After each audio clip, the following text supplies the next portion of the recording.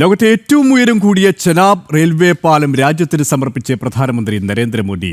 ഖത്ര Srinagar Vande Bharat train സർവീസും പ്രധാനമന്ത്രി flag off ചെയ്തു. ഒറ്റത്തൂണിൽ 96 കേബിളുകളുടെ കരുത്തിൽ നിർമ്മിച്ച പാലം നവഭാരതത്തിന്റെ ശക്തിയാണ് വിളിച്ചോതുന്നത്.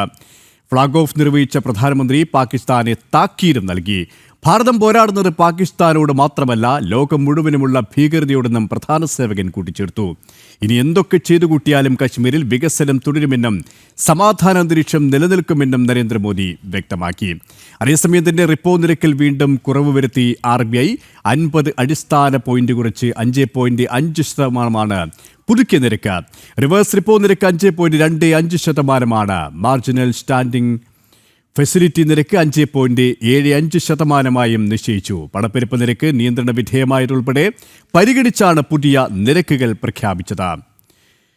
ഈ വാർത്തയുടെ കൂടുതൽ വിശദാംശങ്ങളിലും വിശകലനങ്ങളിലേക്കുമാണ് നമ്മൾ പോകുന്നത്. ആദ്യം ഐസൻ ജോസ് ചേരുകയാണ്. ഒപ്പം സാമ്പത്തിക വിദഗ്ധൻ ശ്രീ ആദികേശവൻ, ഡൽഹിയിൽ നിന്നും ഗൗതം അനന്തനാരായണൻ എന്നിവർ നമ്മോടൊപ്പം ചേരും. ഐസൻ സൂചിപ്പിച്ചതുപോലെ തന്നെ ഭാരതം ലോകത്തിന്റെ നെറുകയിലേക്ക് കുതിച്ചു വരികയാണ്. അത് എല്ലാ തരത്തിലായാലും സാമ്പത്തികപരമായും സൈനികപരമായും വികസനത്തിന്റെ ഓരോ തലമെടുത്ത് പരിശോധിച്ചു കഴിഞ്ഞാലും ലോകത്തിന്റെ ഏറ്റവും ശ്രേഷ്ഠമായ ഔന്നത്യത്തിലേക്കാണ് ഭാരതം കുതിച്ചുകൊണ്ടിരിക്കുന്നത്. അതിൻ്റെ തെളിവുകൾ തന്നെയാണ് ഇന്ന് നമ്മൾ കണ്ടത്. അത് കശ്മീരിലായി കഴിഞ്ഞാലും രാജ്യത്തിൻ്റെ പല ഭാഗങ്ങളിലായി കഴിഞ്ഞാലും ആ വികസനത്തിൻ്റെ തേരോട്ടത്തിൻ്റെ സ്പന്ദനങ്ങളാണ് നമുക്ക് മുന്നിൽ നേർസാക്ഷ്യമായി അവതരിപ്പിക്കപ്പെടുന്നത്.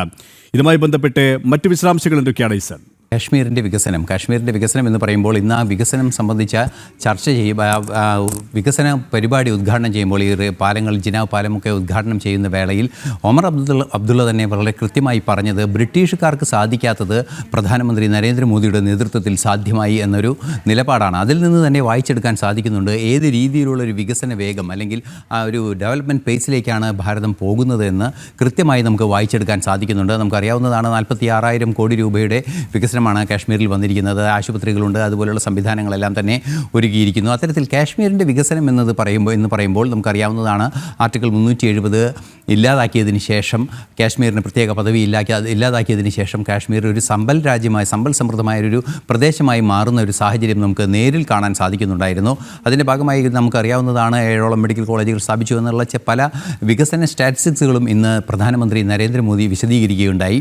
അതിനെല്ലാം പുറമെ ഏറ്റവും സുപ്രധാനമായി എടുത്തു പറയേണ്ടത് ഈ വികസന സംവിധാനങ്ങൾ, അടിസ്ഥാന സൗകര്യങ്ങളിലെ വികസനങ്ങൾ ഒരുക്കുമ്പോൾ ആ പ്രദേശം അല്ലെങ്കിൽ ആ രാജ്യത്തിൻ്റെ ഒരു ഭാഗം മറ്റു രാജ്യവുമായി, ഭാരതത്തിൻ്റെ മറ്റു ഭാഗങ്ങളുമായി ഒരു കണക്ടിവിറ്റിയിലെത്തുന്നു എന്നതാണ്. അത്തരത്തിലൊരു കണക്ടിവിറ്റി ഉണ്ടാകുമ്പോൾ സ്വാഭാവികമായും നമുക്കറിയാവുന്നതാണ് അവിടെ പല രീതിയിലുള്ള വാണിജ്യ വ്യവസായ ബിസിനസ് രംഗങ്ങളിലെ വികസനം ഉണ്ടാവും, വിനോദസഞ്ചാര രംഗത്തെ വികസനം ഉണ്ടാവും.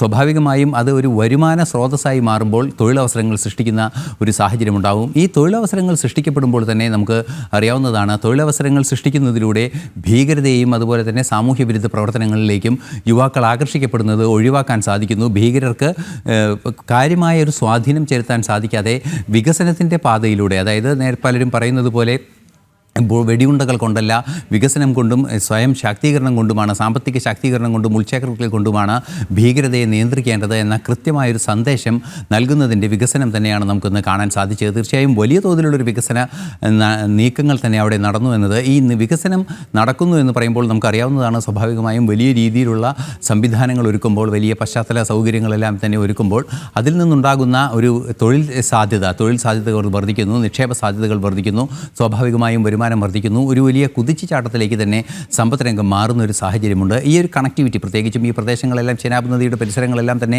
നമുക്ക് പറയുമ്പോൾ അത് വലിയ മലമ്പ്രദേശങ്ങളും അത്തരത്തിലുള്ള സംവിധാനങ്ങളായതുകൊണ്ട്, അത്തരത്തിലുള്ള ഭൂപ്രദേശങ്ങളായതുകൊണ്ട് റീജിയണൽ മോർഫോളജിയെല്ലാം അത്തരത്തിൽ വ്യത്യസ്തപ്പെട്ടിരിക്കുന്ന ഒരു സാഹചര്യമായതിനാൽ എത്തിപ്പെടുക ബുദ്ധിമുട്ടായ ആ ഒരു മേഖലകളിലേക്ക് ആയാസരഹിതമായ യാത്ര സാധ്യമാക്കുന്നു എന്നത് വലിയൊരു സാമ്പത്തിക നീക്കം തന്നെയാണ്. അത് ചരക്ക് നീക്കത്തിനും അതുപോലെ തന്നെ സമാനമായ തിരിച്ചുള്ള യാത്രകൾക്കും അതുപോലെ ടൂറിസത്തിൻ്റെ എല്ലാം തന്നെ വികസനത്തിൻ്റെ വലിയ വഴികൾ തുറന്നു കിട്ടുന്നു എന്നത് ഒരു വസ്തുത തന്നെയാണ്. 46,000 കോടി രൂപയുടെ നിക്ഷേപം നടക്കുന്നു എന്ന് പറയുമ്പോൾ അതിനേക്കാൾ 10 ഇരട്ടി, നമുക്ക് ഒറ്റ നോട്ടത്തിൽ തന്നെ അതിനേക്കാൾ 10 ഇരട്ടി വരുമാന സ്രോതസ്സായി മാറുന്ന, അല്ലെങ്കിൽ ഒരു മൊത്തം സാമ്പത്തിക ചലനം സൃഷ്ടിക്കാവുന്നൊരു ആക്ടിവിറ്റിയായി അത് മാറുമെന്ന കാര്യത്തിൽ തർക്കമില്ല. അത്തരത്തിലുള്ള വികസന പ്രവർത്തനങ്ങൾ രാജ്യമെമ്പാടും നടക്കുന്നു. ഇപ്പോൾ അത് കാശ്മീരും പൂർണ്ണമായും ഉൾച്ചേർക്കപ്പെട്ടിരിക്കുന്നു.